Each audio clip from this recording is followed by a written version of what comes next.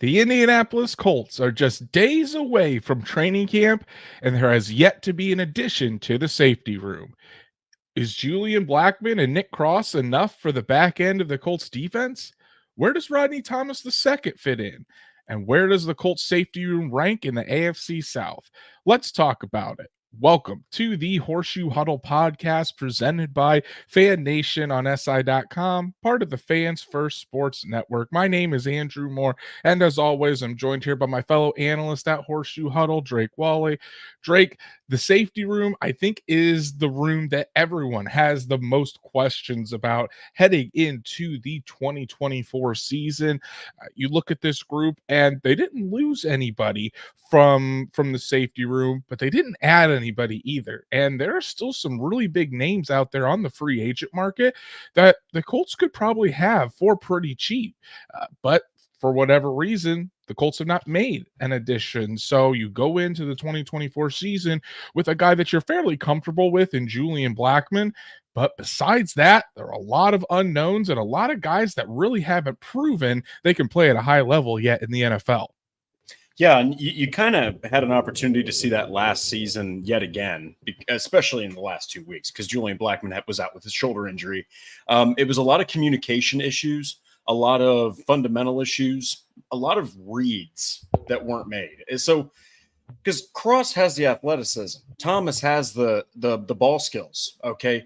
They just really did not communicate well without Blackman out there on the field, and even Rodney Harrison couldn't help. So it's an intriguing group. I think that they're hoping that certain guys that we'll dive into here are going to make that leap forward, and that's why you haven't seen anybody signed.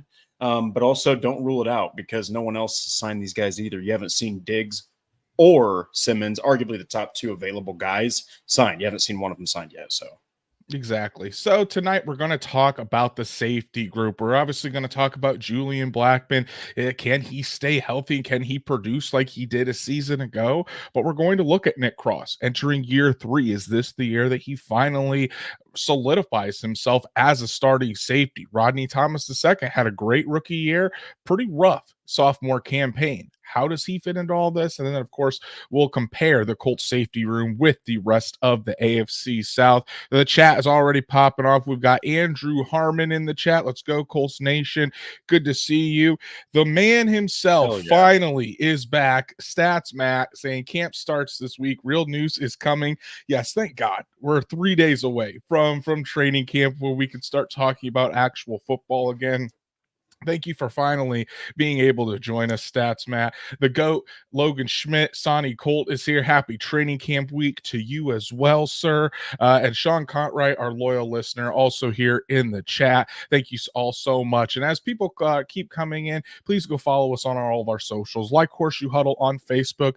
Follow Horseshoe Huddle on X at Colts_SI. Remember that change, right, at Colts_SI on X, and then subscribe to the Horseshoe Huddle podcast on YouTube, a Horseshoe Huddle channel, really, on YouTube, where you're watching us now. Hit that bell so you never miss an episode and miss when Drake and I go live or when we change up the schedule, because since training camp, the first practice is on Thursday, we're going to give you our training camp preview on Wednesday. So that way we get you all set to go for that first practice on Thursday.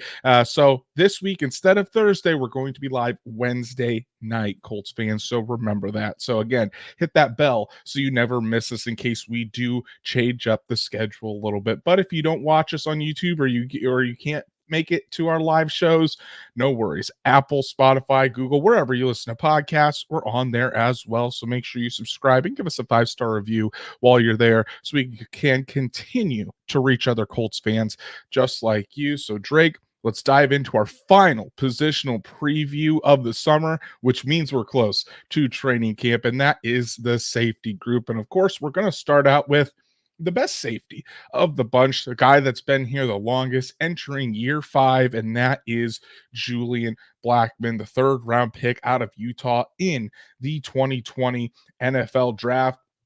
Last season was moved from free safety to strong safety, and honestly, Drake, he had his best season as a Colt in Gus Bradley's defense.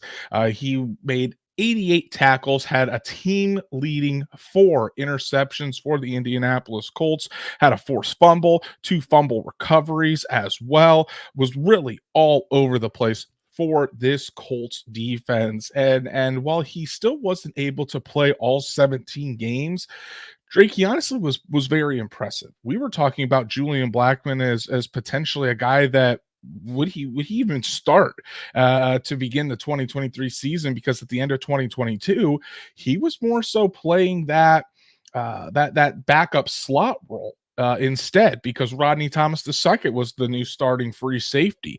Blackman gets another shot in a contract year and absolutely balls out. He went out into free agency and actually didn't really receive the market that he was looking for. So he comes back to the Indianapolis Colts on a 1-year and I think it's a 1-year, $3.7 million deal with the Colts. So that definitely a bargain for the Indianapolis Colts to get Blackman back for a year. But the biggest question mark for me, Drake, for Julian Blackman is just his health. Like I said, he wasn't able to finish out last season. And again, he hasn't been able to play a full season in his NFL career. I mean, when you look at the games played, in 2020 it was 15, then only 6 in 2021 when he suffered that season-ending injury, 14 in 2022, and then 15 last season. So that's not really a good trend to be going on for Julian Blackman. So I'll ask you, Drake, one of his main goals, he even stated this year, was to finish out the season and to play all 17 games. Julian Blackman, do you think that happens for him, Drake? And if it does, what do you think we can expect out of number 32 out there on the field? It's really hard to like guess if he's going to make it 17 games, but I mean, you've got 15 games his rookie year, you've got 14 games in 2022, and you've got 15 games, the most he's played. Well, tied for the most he's played.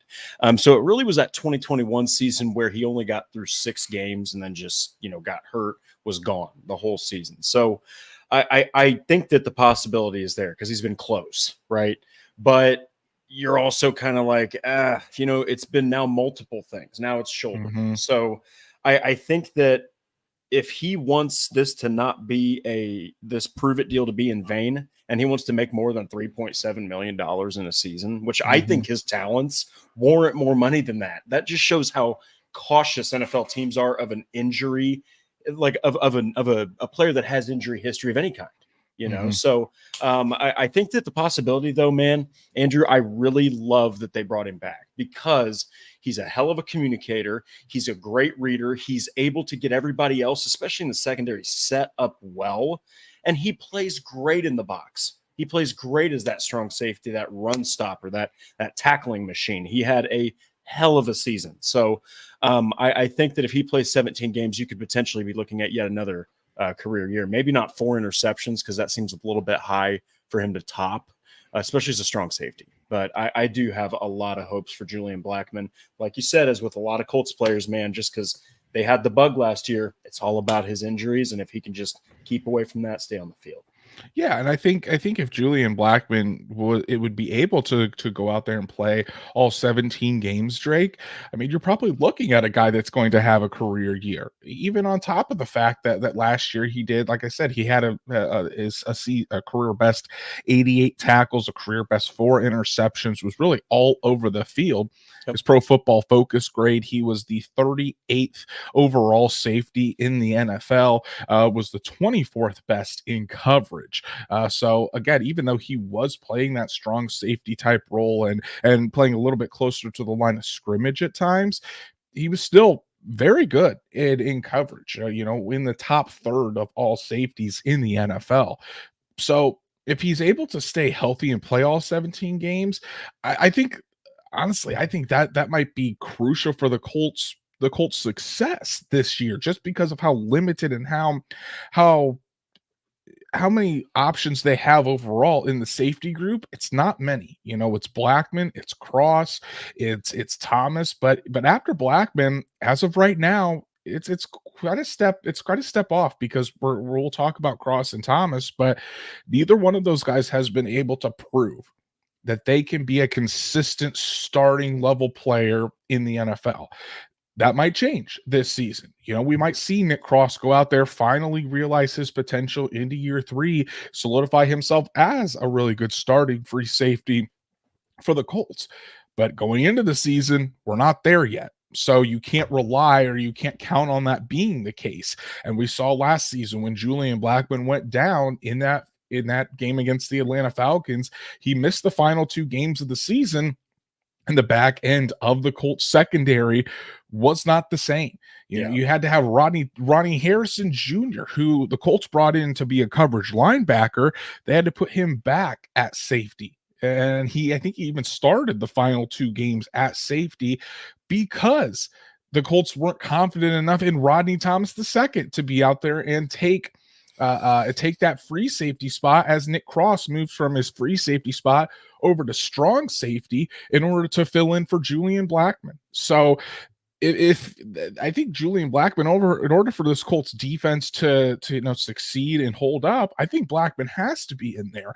Julian Blackmon may be one of the most important Colts for the 2024 season, simply because the Colts do not have much behind him at this point. And that's why Chris Ballard and the Colts are kind of playing with fire right now, not having depth at the safety position. They already had Daniel Scott go down again, unfortunately, in the offseason with another season-ending injury. And he was showing out in the offseason program, looked like he was going to be a contributor. And, if Blackmon goes down, if Cross goes down, the Colts are in serious trouble. So I think just for the sake of the team's success, Julian Blackmon really needs to be out there for 17 games. If he misses a game here or a game there, I mean, I guess, I think the Colts would be able to withstand that. But if he misses, 6-7 games, that's going to really, really hurt the back end of this defense. And I would expect the Colts to give up quite a few more explosive plays when Blackmon is not out there versus when he is out there. Yeah, and it's one of those things where I think the Colts are in a really weird spot with this position, because you're looking and hoping that Blackmon and Cross can be your duo, right? So let's stay away from a star like Simmons. Let's stay away from a potential guy like Diggs who's going to command a contract and command playing time. Okay. Now you're looking at not quite a safety group proven, though, where that wouldn't be a good signing, right? Like either one of those guys would be dynamite signing. The Colts have the cap to make it happen. Worst case scenario, Nick Cross is a rotational piece. Okay, so there's reason for him to do it. They just haven't. And I think that they really believe in Julian Blackmon, but there's something I got to point out about Blackmon. Is last season, this guy played, hold on, I have to pull this up. It was so impressive. Okay, 175 snaps in the slot. All right, 308 snaps as a free safety, 468 snaps as a strong safety. He was on the defensive line, so basically just right up there at the line of scrimmage 30 times, and he was sent on 19 pass rushes. He's a utility knife of a safety. The guy can pretty much play anything. And I know that Andrew has a funny story that he can tell another time to some fans, but he even played cornerback a little bit in 2022 to the point where Andrew got called out to leave him alone on at the time Twitter. But long story short, Julian Blackmon was a key signing. To get that guy for $3.7 million, that is an absolute steal. I can't believe another team didn't get him. And I think that he needs to make it a priority to stay on the field if he wants another contract, really anywhere, because clearly teams are scared of him. My close personal friend, Julian Blackmon, who doesn't want to be talked about during the offseason, just wants to be left alone. He made that very clear to me last offseason when I merely suggested that if the Colts needed help at cornerback, he could do it. So, but hey, no, Blackmon and I are cool. No worries about that. But this is an interesting question from Stats Matt, and he asks, do we think the Colts would be better off having Blackmon go back to free safety and Cross playing strong safety with the current roster? And Drake, I don't know where you stand on this, but in my opinion, I don't think so, because you don't necessarily want to put Blackmon back to free safety to more compensate for Cross, because you still want Blackmon to go out there and play his best ball. Excuse me. So you want to have Julian Blackmon, I think, in that strong safety spot. That's where the main communicator is on defense. We saw how the communication broke down when Julian Blackmon wasn't out there for the Colts. He had his best season as a Colt. So I think as far as continuity is concerned, you want to keep Julian Blackmon in the spot where he succeeded the most. And then I think continuity is also a really good thing for Nick Cross. This is something that I've really disagreed with the Colts coaches, the coaching staff since Blackmon or since Cross was drafted with the Colts. They have trained him on many different positions in the secondary. He's had snaps at free safety, strong safety, slot cornerback, and the Colts. Gus Bradley's defense of that has said, we want him to be versatile, so that way we can plug him where we need him. But at the same time, if you're playing all of those positions in practice, you're getting all those reps at different techniques, different mindsets, different assignments. It's almost like you're probably stunting his development at the free safety spot where you plan on playing him the full time, because he's trying to do different things instead of just focusing in on one position. He's got all these other positions on his plate as well. So in my opinion, you leave Nick Cross as your free safety. I actually think Cross would probably be better at free safety because of his athleticism, his speed, his ability to cover and gain ground as that deep guy to cover both halves of the field if you're in a cover 3 situation. So I think if you leave Nick Cross at free safety, you have him focus solely on that, quit having him bounce back and forth between the safety positions and go down into the nickel, have him focus on free safety. You leave Blackmon alone at strong safety where he had the best season of his career, and you see what you got with Nick Cross, who we're getting ready to talk about next. But what do you think, Drake? Do you think that the Colts should move Blackmon back to free safety and put Cross at strong safety, or just leave it as it is? I really love what you said about, versatility kicks so much ass. I think it kicks more ass, though, when it's more of a depth rotational role. Mm-hmm. I think that on the field, when you're on the field a lot and you're starting, it's way better to be established in one position. Now, safety is a little different. Free and strong are kind of like almost interchangeable, but for Blackmon, he's far better in the box. He's far better being the run support guy. He showed out an absolutely ridiculous season. I mean, he did great. Like, he was making plays all over the field. So, and Nick Cross, like you said, I mean, the guy has absolutely elite numbers. If you look at his relative athletic score, it's a 9.87. All right. I mean, he can keep up with pretty much anybody. So I think that you need to start developing that athleticism, speed. You need more of that quickness at free safety than you do strong safety. You need more bulk, power, a little bit more, play recognition and awareness, pre-snap reads and stuff like that, which what does Blackmon do so damn well, Andrew? Pre-snap reads. So leave him there. Let him continue to get even better in that role, and let Nick Cross have another season, consecutively underneath free safety. Yeah, I agree there. Great question, Stats, Matt. Really, really do appreciate it. And shout out to my beautiful wife, Danielle, and for my baby boy, Jackson. Again, just spending my own money, giving me a super chat. What is he doing to make money? Super chat. He does nothing. He lays there. He looks cute. He cries. He eats. He poops. He just lives the dream. So, but appreciate it. All the support as always, and hopefully he's being good out there for Mama after a pretty. Yeah, let's face it, he's been having some trouble this evening, just fight and sleep. But that's the life of a 2-month-old. So, but let's talk about Nick Cross, Drake. Obviously, he's been with the Colts for 2 seasons now. They traded up to get him in that 2022 NFL draft. So far, hasn't panned out to what the Colts would have liked. He was more of a rotational safety for much of the year last season. Only started the final 2 games of the season, really. Comes in and he ends up in that rotational role, getting 39 tackles, a tackle for loss. He did have an interception. He had 2 pass deflections last season.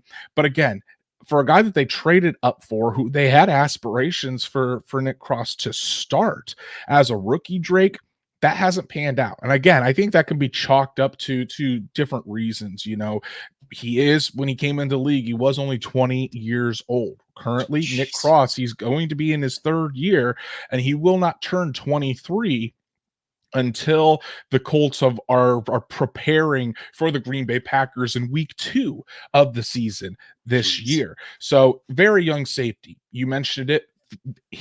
Just an otherworldly athlete at the safety position as well, which was one of the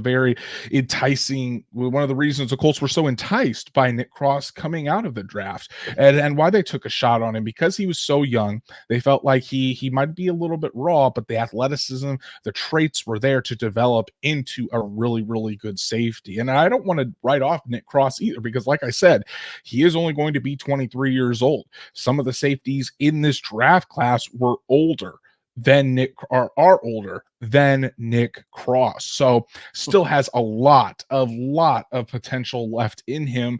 But that kind of leads us to our big question. Can Nick Cross realize that potential this year and prove to be the starting free safety for the Colts, not only now, but in the future?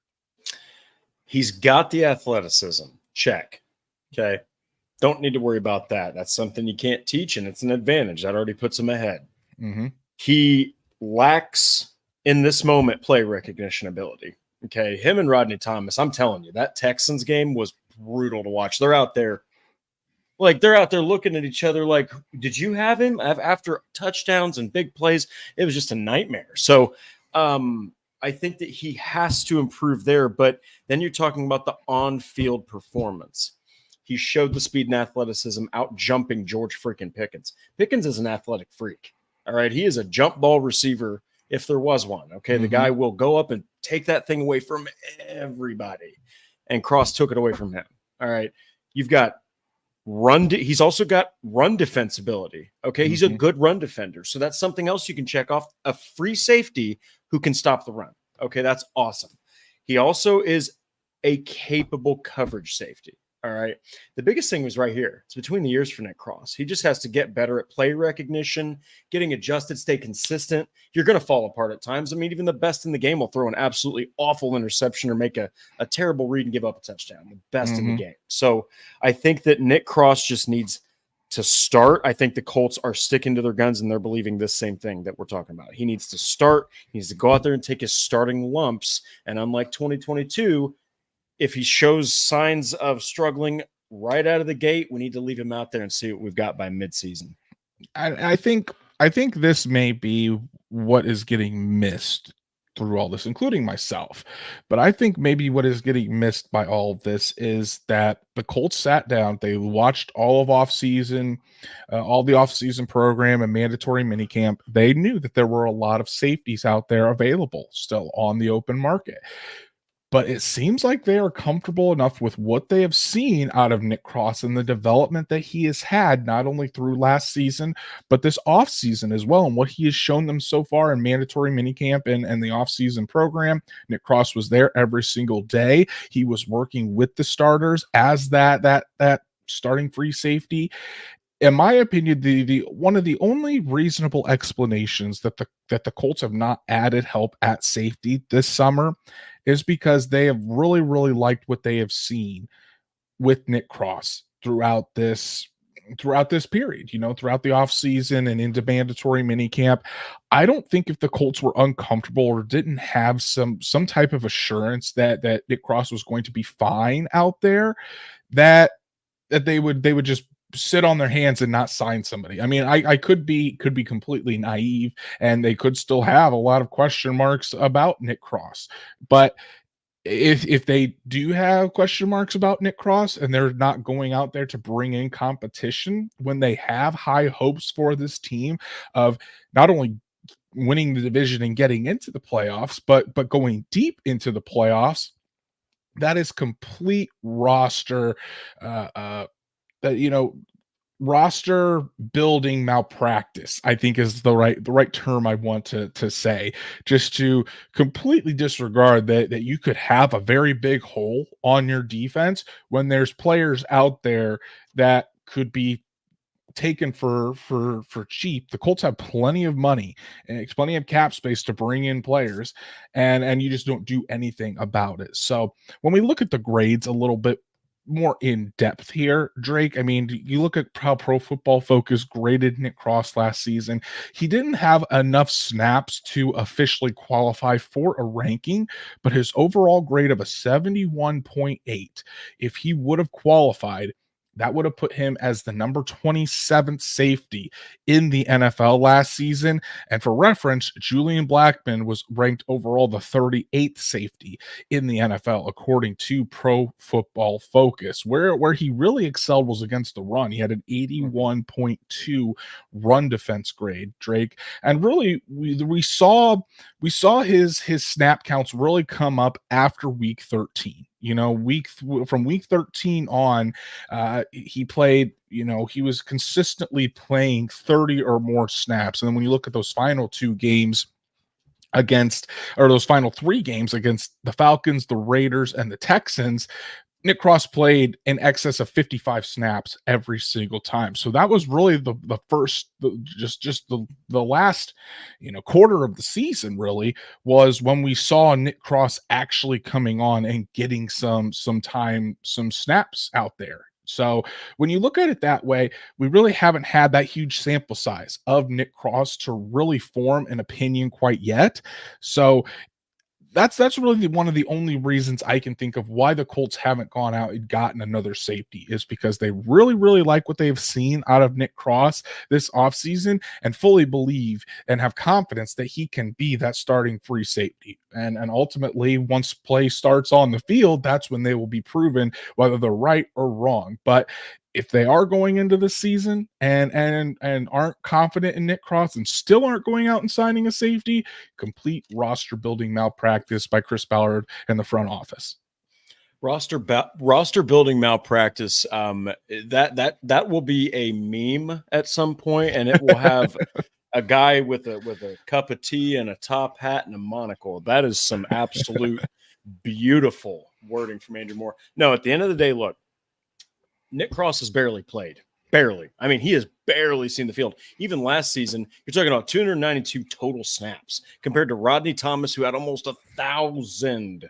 Okay, so Nick Cross, Colts fans probably don't realize this just because the last season so many different guys were being rotated in and out due to injury, but he barely played again. So right. I think the Colts are looking at 2024 and they're like, this is the year, even though he's only 22, it's his third season, and you got to remember your investment. They traded up for him, okay? So that's not something the Colts typically do, and when they do that, they expect something out of it, you know? They got it out of Jonathan Taylor. Well, they're expecting it out of Nick Cross. So it's just one of those things where you're trying to get what you invested to pan out, and he has the athleticism, the tools, and the on-field skills to make it happen. He just has to make it happen between the ears and just get some more on-field experience. Now, the guy that he was going up against for most of the season, battling with for that free safety spot, Rodney Thomas II. And Drake, we remember back to Rodney Thomas's rookie season.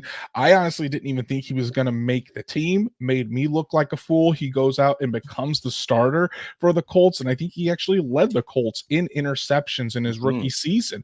Yeah. Had really high hopes for Thomas coming into 2023. Was not the same player. Was not the same player at all. He started the majority of the season for the Colts, but man, it wasn't pretty when he was out there. 34 tackles. He did add 2 interceptions, 4 pass deflections, but man, he was a complete liability, especially in the run game, Drake. I mean, just missed tackles over and over, taking bad angles. He had one of the worst missed tackle percentages of any Indianapolis Colt. 23% of his tackle attempts were missed tackles. It's almost a fourth, Drake. That's unacceptable for a starter in the NFL. And it was reflected in his grade by Pro Football Focus. He ranked 89th out of 92 eligible safeties in run defense last season. Overall, Rodney Thomas 78th out of 95 safeties, according to Pro Football Focus. And at the end of the day, he ended up getting benched last season, not only in favor of Nick Cross, but when Julian Blackmon went out and Nick Cross had to move over to strong safety, they didn't put Rodney Thomas back there as the starter. They put Ronnie Harrison Jr. as the starter there. So a full-on benching for Rodney Thomas II, which begs the big question for Thomas. Is 2024, can it be a bounce back season? Or are you expecting it to be a bounce back season for Thomas? Or is he what he is? I guess the question is Thomas what we saw last season? Is he just a rotational safety that you really can't count on as a starter, can probably give you some special team snaps, but he's not a guy that you want out there manning the back half of your defense for a considerable amount of time? What do you think, Drake? I think that what Thomas really excels at is playing the football. Okay, 2 interceptions last season, 4 interceptions in his rookie season. The guy did the same thing at Yale. Okay, I mean, smart, very, very, very good at adjusting. And I think that for a 7th round pick, you've already had more than you could have ever expected from Rodney Thomas. So congratulations to him and what he's been able to do with that 7th round status. Now, I think that you're also looking at a guy who probably will do better with Julian Blackmon on the field. He's a free safety by heart. That's what Rodney Thomas is. He's definitely not a strong safety with that kind of run defense ability. Hell no. You're not gonna keep him anywhere near the line of scrimmage. So I think Rodney Thomas, I think his ceiling is a good coverage free safety who you can rotate in when it's like passing downs, when it's passing situations for the offense. I don't trust him with starter snaps anymore. I think you have what you have. He's not Zaire Franklin. He's not Will Fries. I don't think he's a starting level 7th rounder. I just don't. I think that you're looking at the best a depth piece. At the worst, he replicates last season, and Ronnie Harrison has to get shoved yet again over to safety. That's if the Colts don't sign either a high level or low level free agent.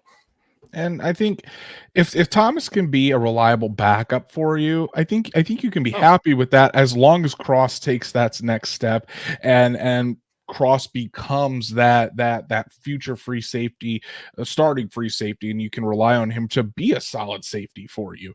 And if Thomas has to come in and play in spot duty, I think you're fine with that. But if you're expecting a starter level role out of Rodney Thomas II, I don't think you're going to be too happy, And I do think that Thomas can take a jump forward and bounce back. But even with that bounce back, I don't expect him to jump and be a top 20 safety. I just don't think that's Rodney Thomas. I think he can come in, he can give you some really good special team snaps. He could be a reliable backup for you if he can bounce back. But again, you just don't want him to be out there as a starter. And then what you said, Drake, is you'd rather have Thomas be out there with a guy like Julian Blackmon.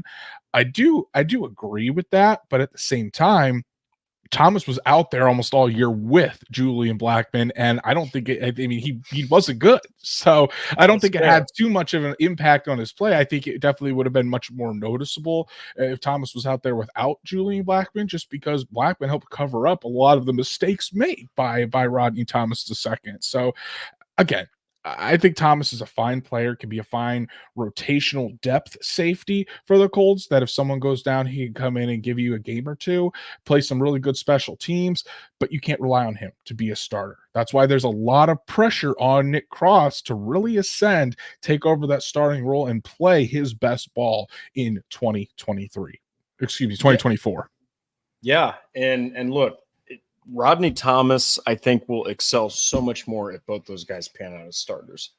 I think that, I hate to say this, but it's the case with the majority of NFL players, let's be honest. Okay, the guys that do make a 53-man roster, most of them are not stars. All right, they're not studs. Mm-hmm. They're not guys that are out there lighting up the fantasy brackets and the headlines. Rodney Thomas, if he could make a living as a guy you plug in there on passing downs where he only has to cover, excellent. Absolutely perfect. So I think that a lot of Thomas's success will hinge upon those two, Cross and Blackmon, staying healthy. got to shout out Matthew Sundberg. Dude, thank you so much for the compliment, man. This is this time of the off season, and Andrew can attest to this, is like walking through a desert. Just trying to get to the next water fountain, man. Like, so we appreciate the hell out of you and everybody else, you know, Sarah, everybody else is in the chat. Rich, thank you so much for sticking with us, because these are the dog days of the off season. But hey, training camp right around the corner, and this is an exciting team with Anthony Richardson. So Matthew, thank you so much, man. Appreciate it. For the podcast audience, Matthew says, "Hey, Horseshoe Huddle, I've been listening and following along to all the episodes and positional breakdowns this summer, late at night when my schedule allows. Absolutely great content and info." Well, Matthew, appreciate it, and appreciate your suggestion too, because the whole reason we're comparing these positions to the rest of the AFC South, it's what you brought up before we started these. So I want to give you a shout out and appreciate all of your support and for the fantastic idea. It's been fun really comparing the Colts rooms with the rest of the division. So Drake, before we actually do that with this safety group, we got to address the elephant in the room, and that's the Colts. Okay. Like we mentioned multiple times, they haven't added anything to this group. Yes, you're confident Julian Blackmon can be a very good starting safety for you if he stays healthy. You're hoping Nick Cross can take that jump, but it's not a guarantee. Rodney Thomas, I personally don't think he's a starting safety. He can be a depth piece and a reserve safety for you, but I don't think you can rely on him to be a starting safety. With all that being said, I mean, you look at the rest of the safety group, none of these guys really, you're looking at them to be starters. You know, Trevor Denbo is a special teams guy. Kendall Brooks, Marcel Dabo, those guys, I don't even know if they'll even make the final 53-man roster. So when you look at this, and I guess instead of looking at should they, because I think we all are looking at would you do that, because I think we all know the answers, but ultimately, do you think, or should the Colts go out there and add another safety before training camp starts, or as training camp gets going, before the regular season starts? We'll put it that way. Should the Colts go out there and sign another safety before the regular season starts? And if so, who do you think that should be out of the available free agents? So look, I think that I'm high on Nick Cross. I really am. And I'm really high on Nick Cross with Ron Milas, and I'm high on Nick Cross with just the whole Gus Bradley scheme. Actually, no, it's the safeties coach. God, I'm drawing a blank on who the safeties coach is. Anyway, Nick Cross, Ron Milas is the defensive backs. Oh, so he's coaching the corners and the safeties. So I'm very high on what Nick Cross can accomplish. So I think that what the Colts should do is they should sign a reliable veteran that has not shown decline yet. And I actually saw a Sarah Small in the comments mention this, man. Go out and get Micah Hyde, man.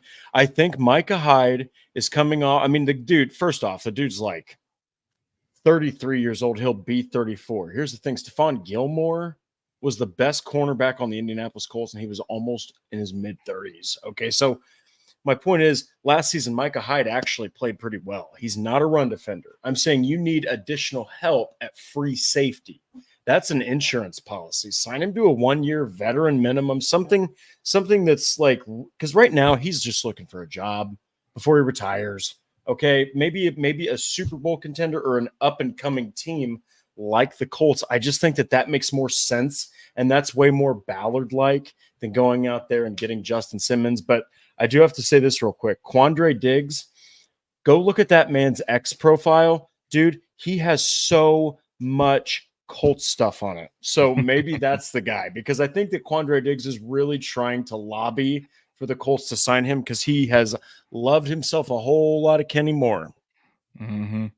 Yeah, he really has. And I know they've been talking throughout the offseason, but yeah, I at this point, if I were Chris Ballard, I'd be calling Justin Simmons. I really would. You know, Justin Simmons is sitting out there. I know that earlier in the offseason, he was taking his time looking for a bigger deal. That could still be the case. But again, the Colts also have plenty of cap space. You're looking at potentially being in a win now mode.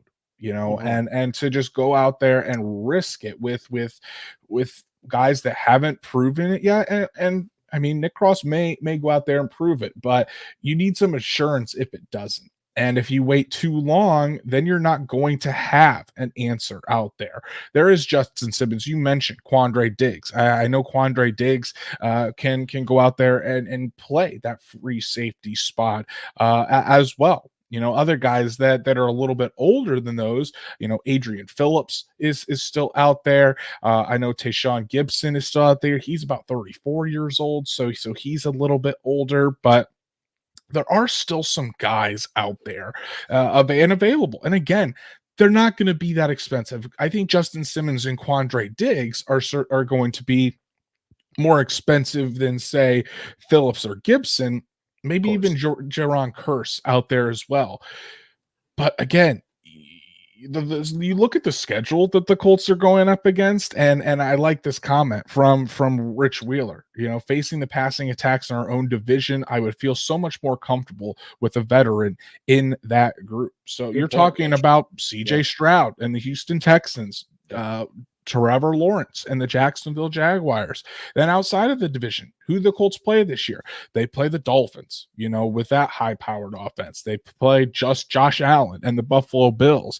They play the Detroit Lions, who have a really good offense. The Green Bay Packers, who last year really saw something coming on. New York Jets, potentially, if Aaron Rodgers can come back. So there's a lot of really good offenses that the Indianapolis Colts are going to go up against with some quality deep threats.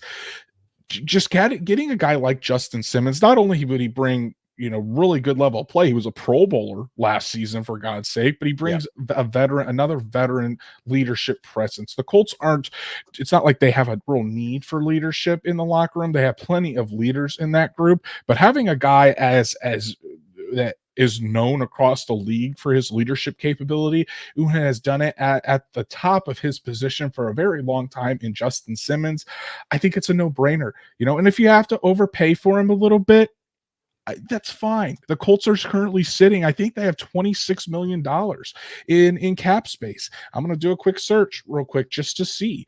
So according to Over the Cap, yes, the Colts have $26 million, $25.9 million in cap space. Go out there, and if you go out there and you sign Justin Simmons and it takes $12-13 million, so be it. You have $12 to $13 million left in cap space, still plenty of cap space to make moves during the season if you need to. So I think it's a no-brainer. Go out there, you grab Justin Simmons, you pair him with Julian Blackmon, and you don't have to worry about it. You already have young cornerbacks that you're hoping take a step.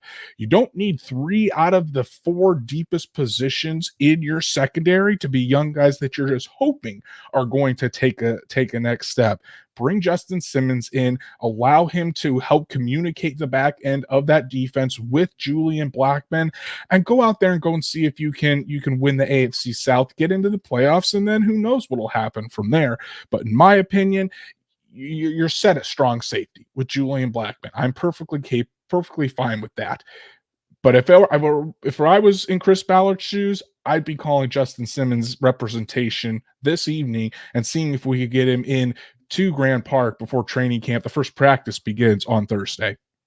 Yeah, and the thing about, because it's really down to Quandre Diggs and Justin Simmons. So I know that Diggs has, done his fun stuff on X, but look, he's like 5'9". He's about 200 pounds, maybe 195. He's coming off of a down season. Justin Simmons sounds way more Ballard-like, coming off of a Pro Bowl year. He's notched most of his success in the second half of his career, everybody. And the guy is 6'2", and he's like 210 pounds. And all he's done is just take away the football. He's never had less than 2 interceptions in like 8 or 9 years. He's never had less than 2. That's crazy. Okay, so I would love, even if you got to take half your freaking cap and you got to allocate 12.5 out of the 25 million or whatever you said to Justin Simmons. Think about the possibilities. Think about what you're going to do on the back end of that defense. All I'm saying is consider it. I know Chris Ballard loves himself secondary. That's like his big thing, that and linebackers. So We'll see. I still think you're looking at more of a Micah Hyde signing. That just seems way more possible, but we'll see. The Colts have the money to make it happen, so go and do it. I really just don't see any reason why the Colts shouldn't be involved to bring in Justin Simmons to this team. And like I said, if I were Chris Ballard, I'd be on the phone with Simmons trying to get him into the Indianapolis locker room before training camp begins on Thursday. But Drake, we've talked about the Colts safety room. Now let's talk about it compared to the rest of the AFC South. So obviously Julian Blackmon, Nick Cross, Rodney Thomas II, the top three, and then Trevor Denbo comes in there at number 4, who has been the fourth safety for the Colts for the last few seasons, primarily a special teams player. Moving on to the AFC South champion Texans, Jimmy Ward and Jalen Petrie. Their starting safeties from a year ago are back. They did draft Kalen Bullock, the rookie out of USC, and Eric Murray rounds out that group. The Jaguars always love to dabble in free agency. They did so again by bringing aboard Darnell Savage, the safety from the Green Bay Packers, to pair alongside Andre Cisco, the guy that just loves to try to take the heads off of Colts players every single game Jacksonville plays Indianapolis. Antonio Johnson and Andrew Wingard round out the group for the Jaguars safety room. And then you go over to the Titans. Amani Hooker, who had a really good season last year for the Titans, pairs with Jamal Adams, the journeyman who was started with the Jets, went to the Seattle Seahawks, has had some injuries and some down years, and actually just signed with the Titans. I don't know if it was last week or the week before, but he's recently just joined Tennessee to pair with Amani Hooker, Elijah Molden, who was a starter last year for the Titans and played well, and then a depth piece there in Mike Brown. So when you look across the division, Drake, what really stands out to you among the safety rooms in the AFC South?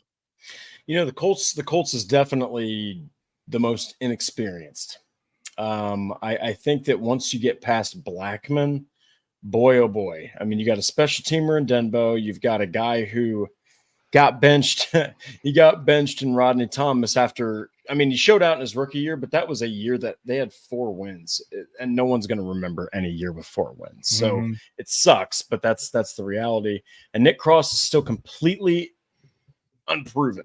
So the Texans, they really stick out to me. Jimmy Ward, hell of a football player. Yeah. Jalen Petrie reminds me a lot of the same way we talk about Derek Stingley. Just a hell of a football player, has a nose for the football, which I'm telling you, that's something you can't teach, and that's a sought-after skill in the NFL. The Jaguars, Darnell Savage was great in Green Bay. I thought that was something the Colts should have potentially gone after, but Andre Cisco, like you said, another great safety. And then Jamal Adams gets another chance to shine on a team that can really use him with the Titans. And Amani Hooker, as always, he's one of those guys that you really do have to look out for on the field. You have to game plan for him. But I think that what really sticks out, if we're talking about the Indianapolis perspective, is just the youth, the inexperience, the green nature of that safety group. Kind of like Stats Matt said, it's like, it's not really the greatest room. So we'll see. Stats Matt says not a great room and really probably the worst.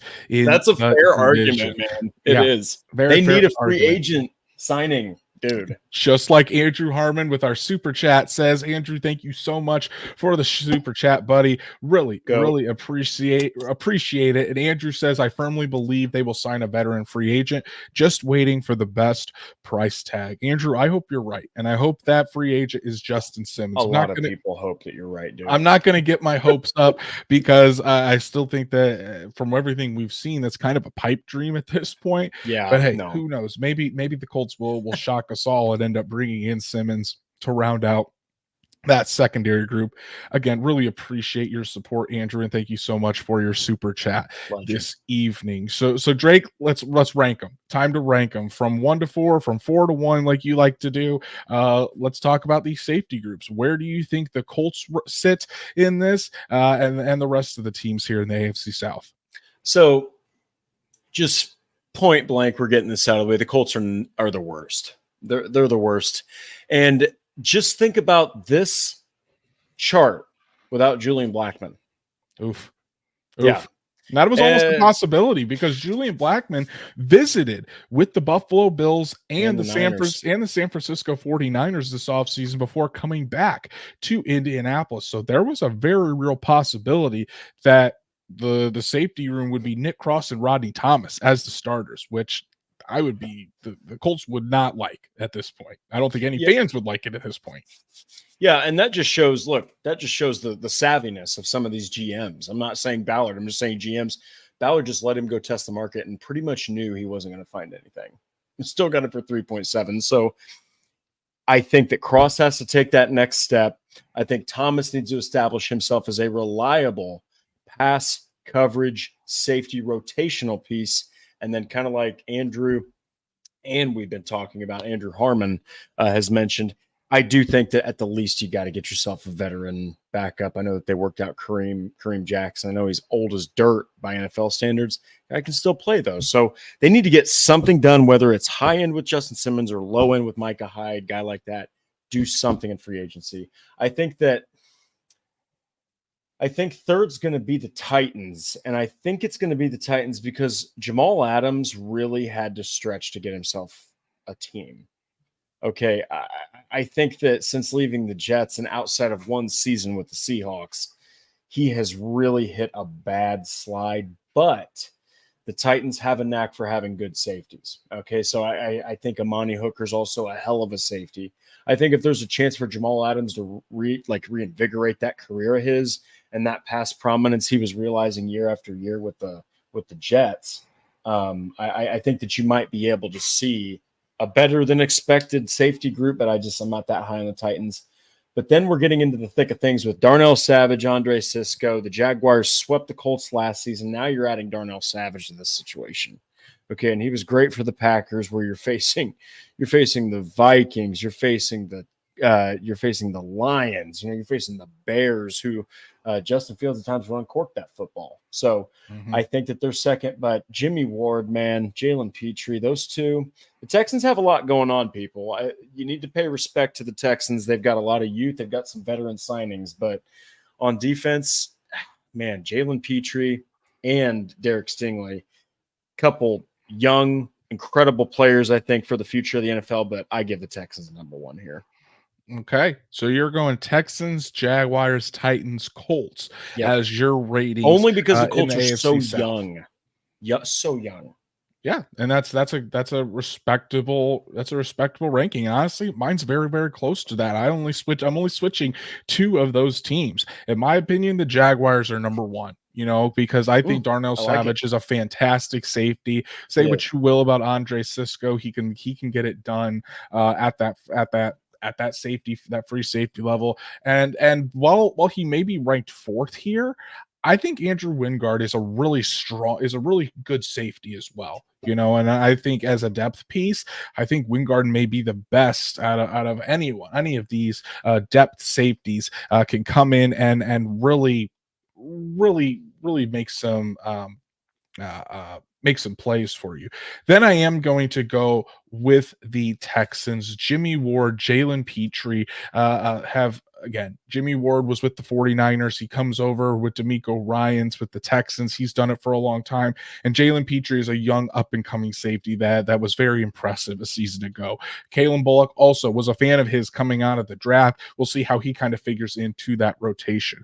I go Titans third because I believe in Amani Hooker, but honestly, Drake, if it were me, I think that by the end of the season, even if Jamal Adams does start, I think Elijah Molden could replace Jamal Adams if he doesn't perform well. I think Elijah Molden has a lot of promise, and I think he is a solid backup safety for the Titans who could be a starter. And then right now I've got the Colts at fourth. Julian Blackmon, again, I've said this before, really no question marks about him. Who he is going to what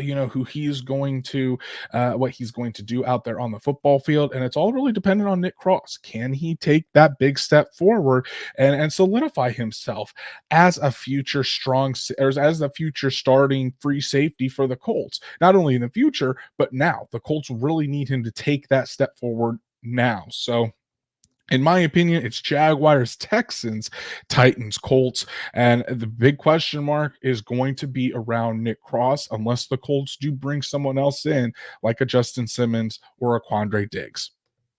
Yeah, and at the end of the day, man, you're really gambling. And I do love Ballard's style. I mean, you saw back in the draft, he gambled the hell out of getting Anthony Richardson and almost crapped his pants thinking that somebody traded up to get him. So that's not cool, though, man. Don't do that, Ballard. Go and sign a safety. I love the Justin Simmons thing. 1 year. I honest to God think I think it'd be like an $11 million deal.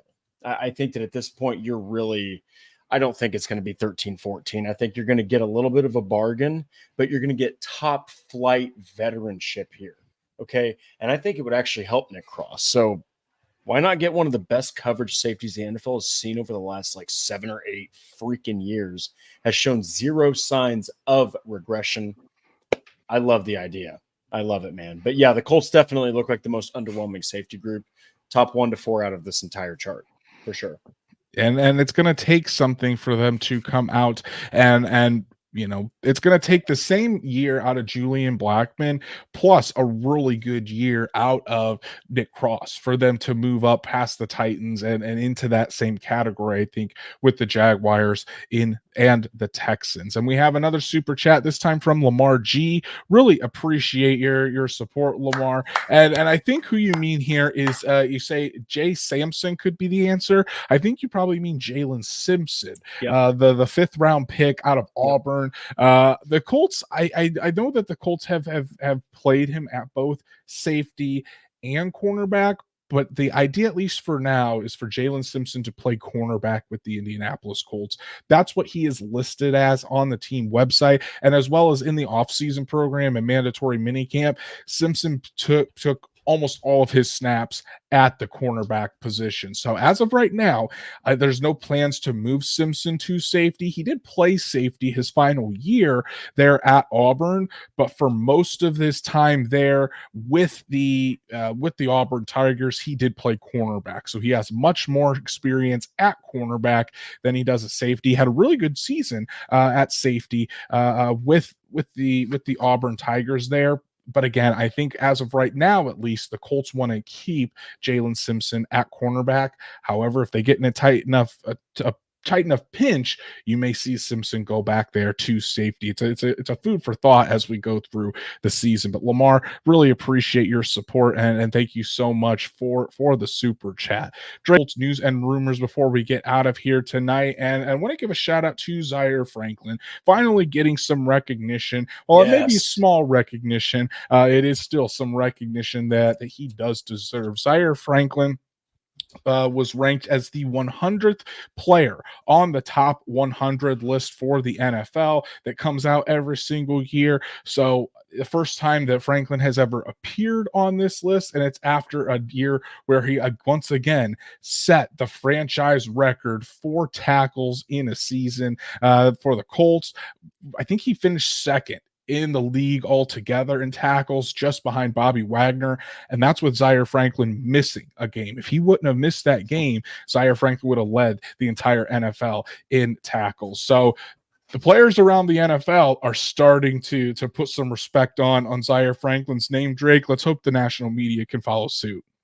Yeah, and it's really awesome. That's why the top 100 list every single season is so badass, is because it's players that vote on this. It's the players and the guys on the field that are putting in the work that actually vote on this. And so you're getting voted on by your peers. And the fact that you're finally seeing maybe not a Pro Bowl, maybe not, a little bit more recognition for breaking, franchise tackle records year in and year out, but you're at least getting noticed by your peers on a national level. And it's about damn time somebody knew Zaire Franklin's name, because he's just a little bit better coverage away from being one of the top 10 linebackers in the entire league.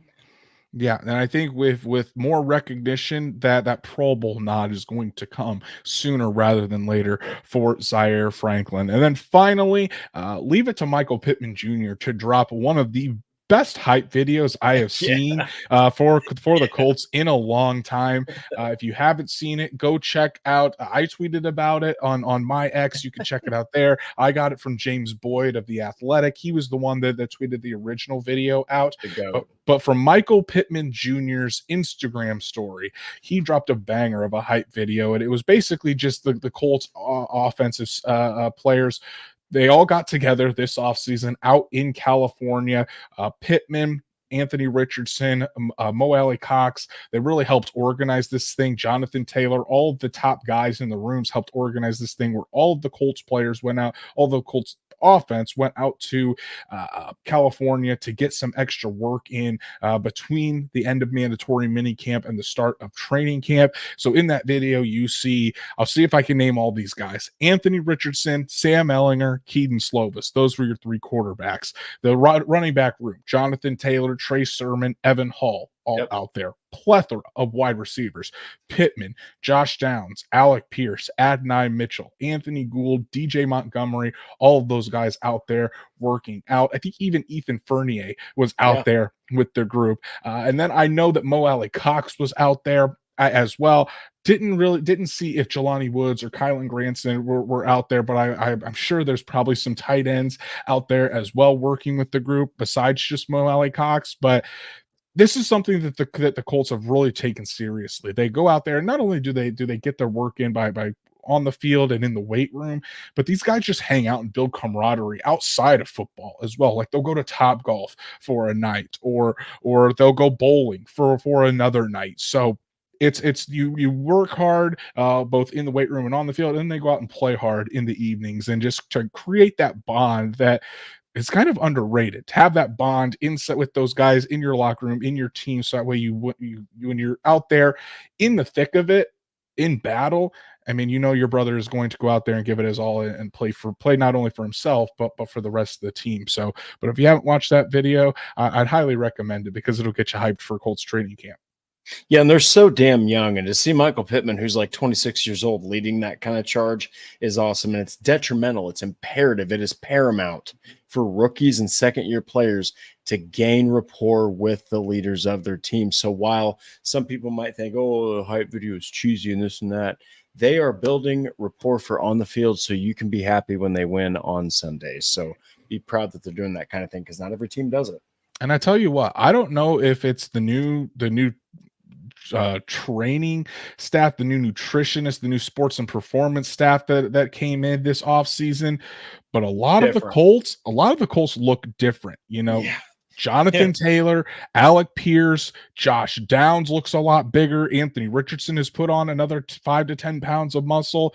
Doesn't that make him like 405 or some close, probably about 255 at this point. But this Colts team, and even Quentin Nelson in his interview when he was on Bussin' with the Boys on that podcast, Quentin Nelson looking a lot bigger as well. So I don't know if they've revamped this training program for the Indianapolis Colts and the players, but these guys are looking much bigger than they did a season ago, and I'm excited to see how that translates out on the field. So that's our show for today, guys. Really appreciate everybody tuning in as we cap off our positional previews before the 2024 season begins officially on Thursday with the first training camp practice. Want to give a shout out to our super chats, my beautiful wife Danielle and my son Jackson, Andrew Harmon, and Lamar G. Thank you so much for your super chats, as well as everyone else that joined us tonight to talk Colts football. If you haven't done so, please go follow us on all of our socials, like Horseshoe Huddle on Facebook, follow at Colts on FN on X. Yikes, I messed up. At Colts on _SI. I'll get it right eventually, guys. At Colts on _SI. It'll take me a little bit, but it happens. I've been saying at Colts on FN for a long time, man. For a year and a half now. So about to mess up. And then, of course, subscribe on YouTube. Hit the notifications so you know when Drake and I go live in case you miss an episode. So, and this Stats Matt says, no love for the special teams I see. Hey, the special teams preview, Matt Gay, Rigoberto Sanchez, Anthony Gould as the returner. There you go. And you've got Captain America himself, Luke Rhodes, as the long snapper. Enough said. Enough said for those guys. They're all going to go out there and do their job just fine. And then go ahead and subscribe on Apple Podcasts, Spotify, Google, wherever you listen to podcasts, and make sure you give us a 5-star review on that as well. With training camp starting on Thursday, like I said, Drake and I will be back on Wednesday night to give our training camp preview, where we start talking about actual football. I think we're going to hear from some of the players on Wednesday when they report, so that'll be fun to talk about as well. But before that, Drake, the man, the myth, the legend, the hardest working man in Colts media, tell the people what they got to go check out that you've written on horseshoehuddle.com. Whole bunch of happenings going on for me on horseshoehuddle.com, on Indianapolis Colts on SI, but the ones that I'm most proud of are my originals, which are the 3 best Colts matchups in my opinion for 2024. And then of course I also did my 4 Colts secret weapons for the 2024 season, so go check those out. And also Andrew Moore's Rookie Files series, go check that out, top to bottom, read them all, they're fantastic. I appreciate it. Speaking of Rookie Files, my latest one, Jalen Simpson, is out on horseshoehuddle.com. Like I said, he kind of started as a very small school kid and ended up getting a reality check in the SEC, and he came out better because of it. And so definitely a fun story on Jalen Simpson. And I'll have Micah Abraham out probably tomorrow. I'm gonna see if I can get that wrapped up and see if we can get Micah Abraham out tomorrow for you guys on horseshoehuddle.com. Go follow Drake at DWallsterDrake. You can follow me at Andrew Moore NFL. Like I said, we'll be back Wednesday night to get you all set for Colts training camp, previewing all the position battles, what to expect, and what we're looking for out of Anthony Richardson, and everything in between. So make sure you don't miss that. Join us right back here at 7 o'clock Eastern on Wednesday night, as Colts training camp is now literally right around the corner.